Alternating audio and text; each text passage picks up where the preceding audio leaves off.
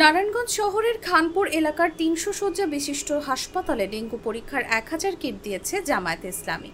রবিবার সকালে হাসপাতালের তত্ত্বাবধায়কের হাতে জামায়াতের কেন্দ্রীয় কর্ম পরিষদের সদস্য মঈনুদ্দিন ও নারায়ণগঞ্জ মহানগর শাখার আমির আব্দুল জব্বার এই কিট তুলে দেন।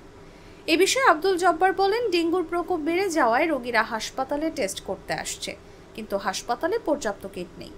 বিষয়টি জানতে পারার পর রোগীদের সেবা নিশ্চিতে আমরা ১,০০০ ডেঙ্গু পরীক্ষার কিট দিয়েছি। হাসপাতালের তত্ত্বাবধায়ক আবুল বাশার বলেন, এই কিট প্রাপ্তির মাধ্যমে আমাদের সেবা প্রদান করতে সুবিধা হবে। উন্নত মানের টেস্টিং কিট তারা প্রদান করেছে রোগীদের জন্য।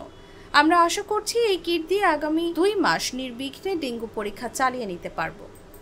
যে হসপিটালে ১,০০০ কিট দিয়েছেন, এই জন্য আপনাদের আমরা হসপিটালের পক্ষ থেকে আন্তরিক ধন্যবাদ জানাই।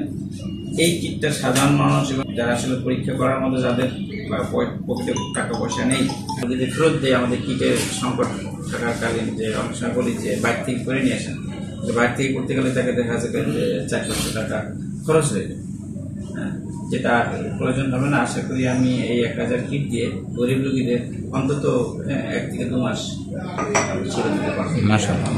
আমাদের পক্ষ থেকে আপনাদের আন্তরিক ধন্যবাদ। ভবিষ্যতে আপনারা আসবেন, হসপিটাল আপনাদের, প্রতিষ্ঠানটা আপনাদের সেবার জন্য আমরা এখানে বসে থাকি।